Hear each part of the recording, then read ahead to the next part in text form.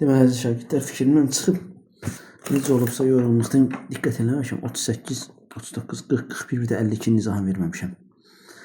Demək belə, 38-ə baxaq. Sinus alfa bərabər 3/1. Biz bilirik ki, sinus alfa 3/1. Sinus qarşı katetin hipotenuza nisbətidir, düzdürmü? Alfanın qarşısındakı katet demək 1-dir, hipotenuz isə 3 olacaq. 1/3 nisbətində. Digər tərəfi tapaq bu hissəni. Bilirik ki, a kvadrat üstəgəl Pifagora görə a kvadrat üstəgəl 1-in kvadratı bərabər 3-ün kvadratı. Buradan a kvadratı bərabər 3-ün kvadratı 9-u. 9-dan 1 çıxıram 8. A da bərabər kökdə 8 və ya 2 kökdə 2. Elə bizə bura kökdə 8 yazmaq bəs eləyir. Tangens alfa isə bilirik ki, qarşı katetin bitişik katetə nisbətidir. Yəni 1-i bölürəm kökdə 8-ə. Əgər bizə burada tangens kvadrat alfa dediyinə görə, o zaman bunu da üzərində kvadrat yazıram. Cavab olur 8/1. Vəssalam. Demək 2 tangens x bərabər böl 1 çıx tangens kvadrat x bərabər 1.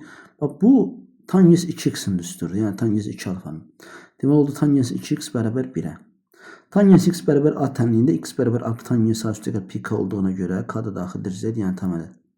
X-in yerində bax burada 2x yazılır. Demək tangens 2x bərabərdir.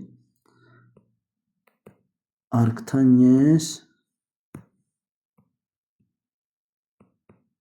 a, yəni 1. Bu a-nın yerində olur 1. Üstəgəl pi k. Arc tangens 1 də nədir? Pi böl 4 deməkdir. Yəni tangens pi böl 4/1 olur. Üstəgəl pi k. Burada 2x olduğuna görə hər tərəfi 2-yə bölürəm.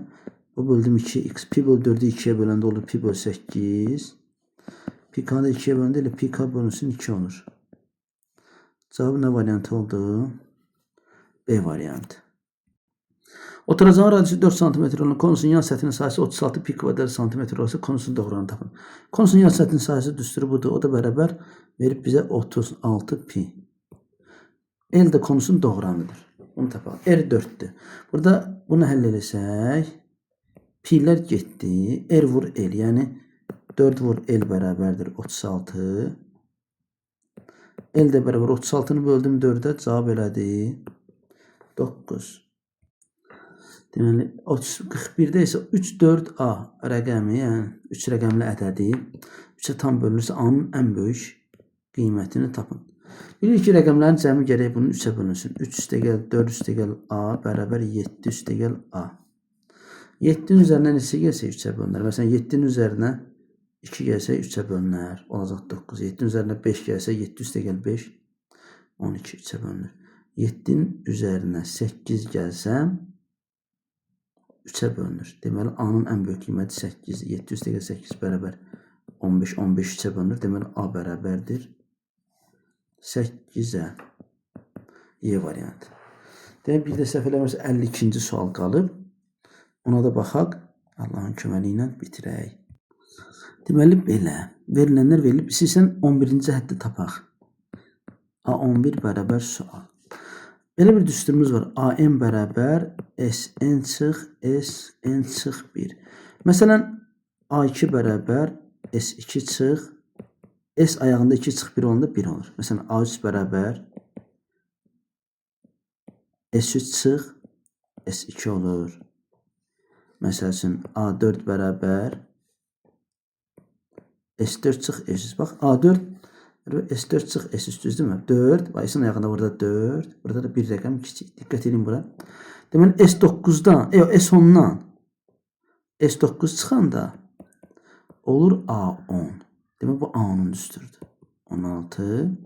S12-dən də S11 çıxanda həmin qaydada olur A12. O da bərabər 10 verib.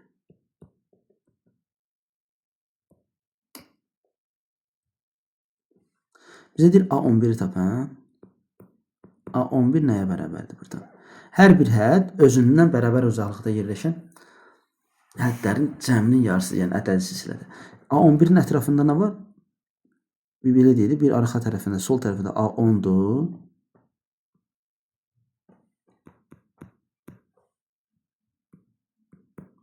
Sağ tərəfində A12'dir. Deməli A11 də bərabər bu ikisinin cəminin yarısına. A10 üstə gəl A12 bölü 2. Yəni A10 neçədir? 16. A12 10 bölü 2. 26'nı da 2'ye bölürəm edir neçə? 13. Bu da belə. İndi bunu biraz sizə izah qutardı. Amma bunu biraz sizə indi geniş izah edeyim. Yəni biləsiniz. Ola bilsin bu A10'u, A12 rahat başa düşmədiniz. Baxın bura. Ədədi silsilədə məsələn S1 bir həddin cəmi A1 deməkdir. S2 A1 üstə gəl A2 deməkdir. S3 A1 üstə gəl A2 üstə gəl A3 deməkdir. İndi siz izaha baxın. Biləndə sözsüz ki baxmasın. S4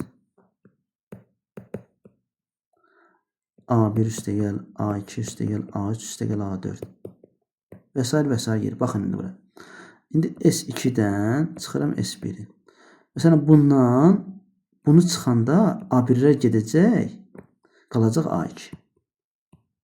Deməli A2 nəyə bərabərdir? S2 çıx S1'ə. İndi məsələn S3'dən çıxıram S2'nə. Bax bundan çıxıram bunu. Çıxanda bu A1'lər gedəcək. A2'lər də çıxılacaq. Yəni A2'dən A2 çıxacaq. Bax bundan bunu çıxacaq. Bir dənə A3 qalacaq. O formada davam edir. Baxın diqqət edin. İndi bir dənə də S4 çıxılsın. S3 yazaq. Bax bundan çıxıram bax bunu. Çıxanda bu A1'lər gedəcək. A2'lər gedəcək, çıxılacaq. A3'lər çıxılacaq. Bir dənə A4 qalacaq. Demək bu həmin qaydadır. Bax A2 bərabər S2 çıx S1 olur. A3 bərabər S3 çıx S2 olur. Bax. Sonra A4 bərabər S4 çıx S3 olur. Həmin qaydada A10 bərabər S10 çıx S9 olur.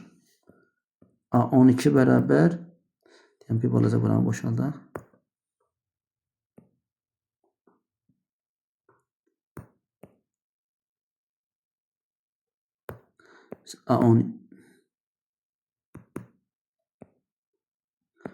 A12 bərabər olur. S12 çıx S11 olur. Və s. Bu formada davam edir. Buradan da anılır ki AE'nin düsturu SN çıx SN çıx 1. Ümid edirəm ki uşaqlar bunlar sizin üçün nə oldu? Faydalı oldu. Sağ olun, Allah amanında.